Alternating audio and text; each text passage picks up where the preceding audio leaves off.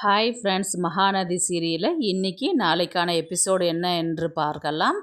புதுசாக பார்க்குறவங்களா இருந்தால் சப்ஸ்கிரைப் பண்ணிக்கோங்க, லைக்கு ஹைப்பு கொடுத்து விடுங்க. வாங்க வீடியோக்குள்ளே போகலாம். நேற்றுக்கு எபிசோடு எதில் முடிச்சிருப்பாங்கன்றது பார்த்தீங்கன்னா, பாப்பா ஸ்கூலில் முடிச்சுட்டு வெளியில் வெயிட் பண்ணின்னு இருப்பா.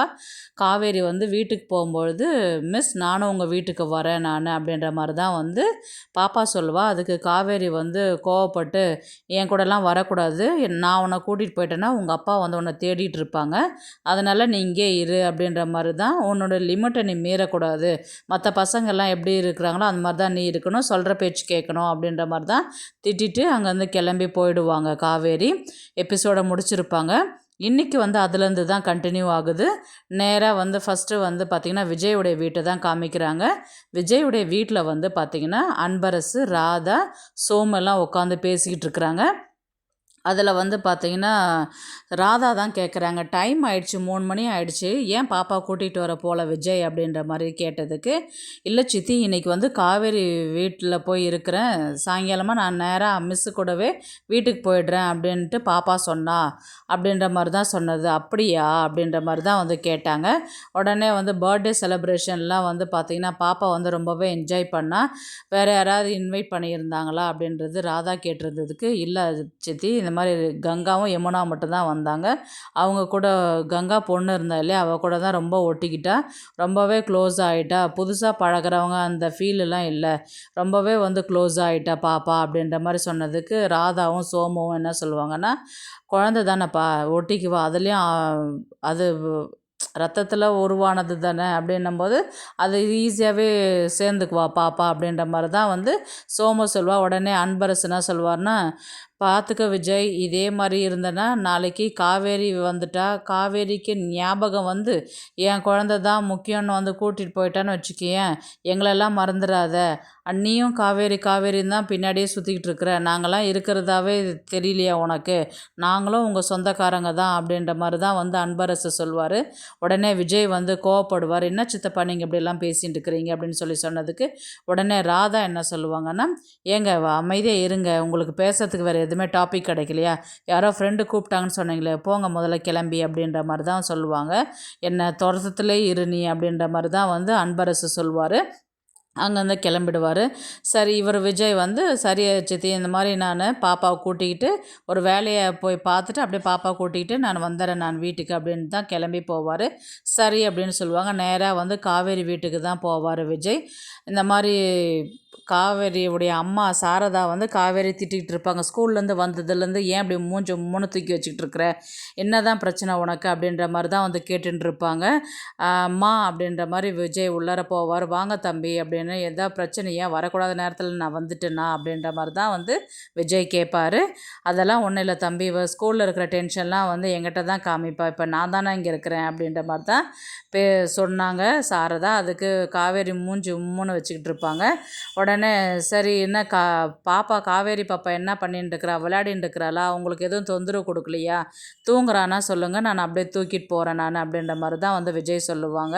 அதுக்கு காவேரி சொல்லுவாங்க, இவர் சாரதா சொல்லுவாங்க, பாப்பாவை நான் ஏன் நீங்கள் கூட்டிகிட்டு வரல, நான் கேட்கலான்னு பார்த்தேன், நீங்கள் என்ன பாப்பா இங்கே இருக்கிறா அப்படின்ற மாதிரி சொல்கிறீங்க தம்பி அப்படின்ற மாதிரி தான் சாரதா கேட்டதுக்கு விஜய் சொல்லுவார், இல்லை சாயங்காலமாக உங்கள் கூடவே வந்துடுறேன்னு சொல்லிட்டு சொன்னான், அதனால தான் பாப்பா கூப்பிட்றேன் நான் அப்படின்னு சொன்னதுக்கு காவேரி சொல்லுவாங்க, என்கிட்ட வரேன் தான் சொன்னான், நான் தான் வேண்டாம் நீ இங்கே இரு, உங்கள் அப்பா உன்னை தேடுவாங்கன்னு சொல்லிட்டு சொன்னாங்க அப்படின்னு நான் தான் அவளை அங்கேயே விட்டுட்டு வந்தேன் அப்படின்ட்டு காவேரி சொன்னதுக்கு சாரதா என்ன சொல்லுவாங்கன்னா, அறிவில்லை காவேரி, உனக்கு சின்ன பிள்ளை தானே, அவள் தான் வீட்டுக்கு வரேன்னு சொன்னாலே, கூட்டிகிட்டு வர வேண்டியது தானே, எதுக்கு அவளை அங்கேயே விட்டுட்டு வந்த நீ அப்படின்ற மாதிரி தான் சாரதா கேட்பாங்க. அது ஏதோ டென்ஷனில் விட்டுட்டு வந்துட்டோமா அப்படின்ற மாதிரி தான் காவேரி பதிலாக இருக்கும்.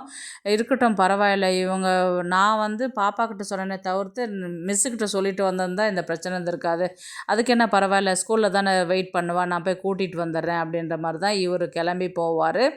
அதுக்கப்புறம் பார்த்திங்கன்னா நேராக ஸ்கூலுக்கு போவாங்க. இவங்க கிளம்புறதுக்கு முன்னாடி காவேரி சொல்லுவாங்க, நானும் ஸ்கூல்லேருந்து வந்ததுலேருந்து எனக்கு மனசே சரியில்லை, இன்றைக்கி ரொம்ப கஷ்டமாக இருக்குது, நான் வேணால் உங்கள் கூட வரட்டுங்களா அப்படின்ட்டு கேட்டதுக்கு, சரி வாங்க மிஸ் அப்படின்னு சொல்லிட்டு விஜய் வந்து காவேரி கூட்டிக்கிட்டு காரில் கிளம்பி நேராக ஸ்கூலுக்கு போகிறாங்க. ஸ்கூலில் போயிட்டு கேட்டை திறந்து உள்ளார போகும்போது செக்யூரிட்டி வராங்க. செக்யூரிட்டி வந்து என்ன சொல்கிறாருன்றது பார்த்தீங்கன்னா, என்னங்க மிஸ் ஏதாவது பொருள் ஏதாவது விட்டுட்டு போயிட்டீங்களா, நான் வேணால் டோரை ஓப்பன் பண்ணி விடவா அப்படின்னு சொல்லி கேட்டதுக்கு, அதெல்லாம் ஒன்றும் வேண்டாம், இந்த மாதிரி பாப்பா இங்கே ஒருத்தி கிளாஸ் பொண்ணு, என் கிளாஸ் தான், அவள் படிக்கிறா, இங்கே நின்றுட்டு இருந்தா, அவள் உள்ளே உட்காண்ட்ருக்குறாளான்னு பார்க்குறதுக்காக தான் வந்தேன் நான் அப்படின்னு சொல்லி சொன்னதுக்கு, ஆமாங்க மிஸ், இந்த மாதிரி எல்லாருமே போகுது, ஒரு பாப்பா மட்டும் கேட்டாண்ட ரொம்ப நேரமாக வெயிட் பண்ணிகிட்டு இருந்தா, அதுக்கப்புறம் ஒரு ஒயிட் கலர் கார் வந்துச்சு, அதில் தான் அவள் ஏறி போனா அப்படின்ற மாதிரி தான் வந்து செக்யூரிட்டி பதிலாக இருக்கும். அது எப்படிங்க யாருன்னு தெரியாத எப்படி அமுச்சு விட்டீங்க அப்படின்ற மாதிரி கேட்டதுக்கு, இல்லை அவங்க நல்லா தான் பேசிக்கிட்டு அவளை பாப்பாவை கூட்டிகிட்டு போனாங்க அப்படின்ற மாதிரி தான் செக்யூரிட்டி சொல்லுவார். உடனே வந்து பார்த்தீங்கன்னா வெள்ளைக்காரா எந்த காரன்னு சொல்லிட்டு, சரி வாங்க உடனே போய் தேடுவோன்னு சொல்லிட்டு காவேரி விஜய்கிட்ட சொல்லும் போது எல்லாரும் காரில் போயிட்டு இவங்க 2 பேரும் தேடுறாங்க. தேடும் போது தான் காவேரி விஜய்கிட்ட சொல்லுவாங்க, இந்த மாதிரி ஸ்கூலில் வந்து பிரின்ஸிபல் வந்து நீங்கள் காவேரி பாப்பா கிட்ட மட்டும் ரொம்பவே அக்கறை எடுத்து பார்த்துக்கிறீங்க, மற்ற பிள்ளைங்க மேலேயும் அதே மாதிரி அக்கறை இருக்கணும், இந்த மாதிரிலாம் பழகக்கூடாதுன்னு சொல்லிட்டு சொன்னதுனால அந்த டென்ஷனில் நான் அவளை கூட்டிகிட்டு போகாத விட்டுட்டேன், இல்லைன்னா நீங்கள் வரலையும் நான் வெயிட் பண்ணியிருந்துருக்கணும், இல்லைன்னா அவளை கூட்டிகிட்டு போயிட்டு உங்களுக்கு நான் கால் பண்ணி சொல்லியிருந்துருக்கணும், ஏன் தப்பு தான் இது அப்படின்ற மாதிரி தான் வந்து காவேரி சொன்னதுக்கு விஜய் வந்து என்ன சொல்வார்னா, அது உன் தப்பு இல்லை அப்படின்னோடனே உடனே மாற்றிட்டு, அது உங்கள் தப்பு இல்லைங்க மிஸ், நானும் உங்ககிட்ட சொல்லியிருக்கணும் அப்படின்ற மாதிரி தான், அப்படியே இருந்தாலும் யாரோ வந்து கூப்பிட்டாங்கன்னும் போது பாப்பா எப்படி கிளம்பி போனா அதுதான் எனக்கு தெரியல அப்படின்ற மாதிரி தான் வந்து விஜய் வந்து சொல்லுவார். உடனே வந்து பார்த்திங்கன்னா போயின்னு இருக்கும்போது சடனாக ஞாபகம் வரும் காவேரிக்கு, ஏன் சார் நம்ம ஸ்கூலில் இருக்கிற சிசிடிவி கேமராவை செக் பண்ணால் என்ன, எந்த வெள்ளைக்காரன் நம்ம போயிட்டு தேடுறது அப்படின்னு சொல்லி சொன்னதுக்கு, பதட்டத்தில் எனக்கு என்ன பண்ணுறதுனே தெரியல, வாங்க உடனே ஸ்கூலுக்கு போகலான்னு சொல்லிட்டு ஸ்கூலில் போயிட்டு தேடுறாங்க. அதில் சிசிடிவி கேமராவில் செக் பண்ணும்போது பார்த்திங்கன்னா ஒரு கார் வந்து நிற்கிது, அதில் பாப்பாக்கிட்ட ஒருத்தர் வந்து ரொம்ப நேரமாக வந்து பேசிட்டு பாப்பாவை கூட்டிக்கிட்டு போகிற மாதிரி தான் வந்து சிசிடிவி இருக்குது, அது யாருன்னு தெரியல, பாப்பா ரொம்ப நேரமாக பேசிட்டு அதில் கிளம்பி போகிறாளே அப்படின்ற மாதிரி தான் வந்து காவேரி சொல்கிறாங்க. அதுதான் எனக்கும் ஒன்றும் புரியலைங்க மிஸ் அப்படின்ற மாதிரி தான் வந்து சொல்லுவார். உடனே வந்து விஜய் வந்து நேராக வீட்டுக்கு தான் வருவார். வந்தவுடனே சோமுக்கிட்டேயும் அன்பரசு ராதாலாம் இருப்பாங்க. இந்த மாதிரி குழந்தைய காணோன்னு வந்து சொன்னதுக்கு, குழந்தைய காணோமா, என்ன விஜய் இது அப்படின்ற மாதிரி வந்து சொன்னதுக்கு, காவேரி பக்கத்தில் தான் நின்றுருப்பாங்க, உங்களை நம்பி தானே பிள்ளைங்களை அனுப்புகிறோம், அது எப்படி காணோன்னு வந்து இந்த மாதிரி கூலாக வந்து ஆன்சர் பண்ணுவீங்க, நீங்கள் ஒரு பொறுப்பே இல்லையா உங்ககிட்ட அப்படின்ற மாதிரி தான் வந்து ராதா வந்து காவேரி பார்த்து கேட்பாங்க. அதுக்கு காவேரிக்கு உடனே கால் வரும், சாரதா கிட்டேருந்து தான் கால் வரும், அம்மா தான் பேசுகிறாங்கன்னு, இந்த இருங்க நான் ஒரு நிமிஷம் பேசிட்டு வரேன்னு சொல்லிட்டு அவங்க போகும்போது தான் அன்பரசை வந்து சொல்லுவார், சித்தி என்ன பேசுகிறீங்க நீங்கள் அப்படின்னு சொல்லிட்டு விஜய் கேட்டதுக்கு அன்பரசு சொல்வார், அவர் கேட்டதில் என்ன தப்பு இருக்குது விஜய், பின்ன என்ன என்னைக்கு காவேரி பார்க்காத வரலையும் 5 வருஷம் நிம்மதியாக இருந்தோம், இன்றைக்கி காவேரி கிட்ட பேச ஆரம்பித்தேன், பழக ஆரம்பித்தேன், உனக்கு மட்டும்தான் பிரச்சனைன்னு பார்த்தாக்கா இப்போ வந்து பிள்ளைக்கும் பிரச்சனையாக இருக்குது அப்படின்ற மாதிரி தான் வந்து சொல்லும் போது விஜய் வந்து அமைதியாகவே இருப்பார். உடனே சோமு வந்து என்ன சொல்வார்னா, சின்ன பிள்ளையா இருக்கிறா, எங்கே கூட்டின்னு போய்க்கிறாங்கன்னு தெரியல, எனக்கு ரொம்பவே பயமாக இருக்குது அப்படின்னு சொல்லும்போது விஜய் வந்து பயப்படாதீங்க தாத்தா, ஒன்றும் இல்லை அப்படின்ற மாதிரி தான் வந்து சொல்லுவாங்க. உடனே வந்து விஜய் என்ன சொல்வாருன்னு பார்த்தீங்கன்னா, ஆரம்பத்தில் பிரச்சனை இருந்தது தான் சித்தப்பா, நான் அதை ஒத்துக்கிறேன் நான், அப்போது பசுபதி இருந்தான், அவன் பையன் ராகவனால் பிரச்சனையாக இருந்தது, இப்போ தான் அந்த பசுபதி எங்கே இருக்கிறான்னு தெரியல, எங்கே இருக்கிறான்னா செத்து போயிட்டானான்றது கூட தெரியல, ராகவ் ஜெயிலில் தானே இருக்கிறான், இப்போ அவங்களால என்ன பிரச்சனை வரப்போகுது அப்படின்ற மாதிரி தான் சொல்லின்னு இருக்கும்போது, அப்போ தான் வந்து ஸ்ட்ரைக் ஆகுது யாருக்கு, அன்பரசுக்கு. அப்போ தான் ராகவ் ஏற்கனவே அன்பரஸ்கிட்ட பேசினதை வந்து இப்போ இவருக்கு அன்பரசுக்கு ஸ்ட்ரைக் ஆகிட்டு உடனே விஜய்கிட்ட வந்து சொல்லுவார், இந்த மாதிரி விஜய் நான் ஏதோ நீ பசுபதி ராகவன்னு சொன்னல, எனக்கு இப்போ தான் ஞாபகம் வருது அப்படின்ட்டு என்ன சொல்ல ஆரம்பிப்பாருன்னு பார்த்தீங்கன்னா, விஜய் வந்து என்ன சொல்வாருன்னு பார்த்தீங்கன்னா, பசுபதியால் பிரச்சனை இருந்தது, ராகவால் பிரச்சனை இருந்தது, அதெல்லாம் ஒரு காலத்தில், இப்போ தான் பசுபதி உயிரோடு இருக்கிறானா இல்லையானன்றதும் தெரியல, ராகவ் ஜெயிலில் இருக்கிறானே, அதனால் நமக்கு என்ன பிரச்சனை வரப்போகுது அப்படின்ற மாதிரி தான் வந்து விஜய் சொன்னதுக்கு உடனே அன்பரசு என்ன சொல்வார்னா, இப்போ நீ சொல்லும் போது தான் எனக்கு ஞாபகம் வருது, பசுபதி ராகவன்னு சொல்லும் போது தான், ஏற்கனவே வந்து இவர் ராகவ வந்து ஜெயிலை விட்டு வெளியில் வந்து ரிலீஸ் ஆகினதாகவும் அவன் வந்து என்னை பார்த்து பேசினதாகவும் சொல்லுவார் அன்பரசு. உடனே வந்து இன்றைக்கான எபிசோடை முடிப்பாங்க. உடனே விஜய் வந்து என்ன சொல்கிறீங்க, வெளியில் ரிலீஸ் ஆகிட்டானா? ஆமாம் விஜய், அவன் வந்து என்னை 2 வாரத்துக்கு முன்னாடி என்கிட்ட வந்து பேசினான். நான் வேலை டென்ஷனில் நான் மறந்து போயிட்டேன். என்ன பேசினா, எப்போ வந்தான், நீங்கள் ஏன் என்கிட்ட சொல்லவே இல்லை அப்படின்ற மாதிரி வந்து விஜய் வந்து கேட்கும்போது, இந்த மாதிரி நீயும் அவளும் பிரிஞ்சு தான் இருக்கிறீங்க, அவள் பழசெல்லாம் மறந்துட்டா அப்படின்ற மாதிரி தான் நான் வந்து ராகவக்கிட்ட நான் சொன்னேன் அப்படின்ற மாதிரி வந்து அன்பரசு சொல்லுவார். உடனே வந்து யாருன்னா, இதெல்லாம் நீங்கள் ஏன் சித்தப்பா அவங்ககிட்ட போய் சொன்னீங்க அப்படின்ற மாதிரி தான் வந்து யார் கேட்பா, விஜய் வந்து கேட்பாரு. அன்னைக்கு இருந்த சூழ்நிலையில் அவனால் எதனா பிரச்சனை வருமோ அப்படின்ற மாதிரி தான் நான் அதை சொன்னேன் விஜய் அப்படின்ற மாதிரி சொன்னதுக்கு, இப்போ வந்து விஜய்க்கு வந்து ஓரளவுக்கு வந்து கெஸ்ஸிங் கரெக்டாக ஆகிடும். அப்போ நம்ம குழந்தைய வந்து ராகவ் தான் கூட்டின்னு போயிருக்கிறாரு அப்படின்னு தெரிஞ்சு உடனே ஸ்டேஷனில் வந்து கம்ப்ளைண்ட் கொடுக்கறதுக்கு போவார்.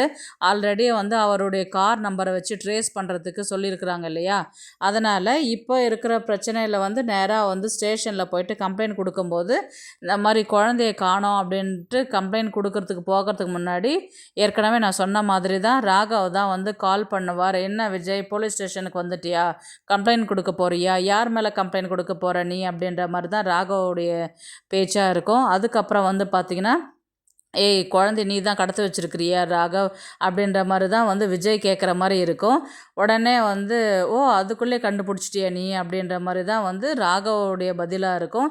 உடனே என் குழந்தைய கூட எதுக்கு இப்போ என் குழந்தைய நீ கடத்தின நீ அப்படின்ற மாதிரி தான் வந்து விஜய் கேட்குறதுக்கு, என்ன நீ ஜெயிலுக்கு அனுப்பிட்டு நீயும் உன் பொண்டாட்டி பிள்ளையோட சந்தோஷமாக வாழ்வ, நான் 5 வருஷம் பட்ட கஷ்டத்துக்கு எனக்கு பலன் வேணாமா விஜய் அப்படின்ற மாதிரி தான் வந்து ராகவ் வந்து பேசுறதுக்கு ஆரம்பிப்பார்.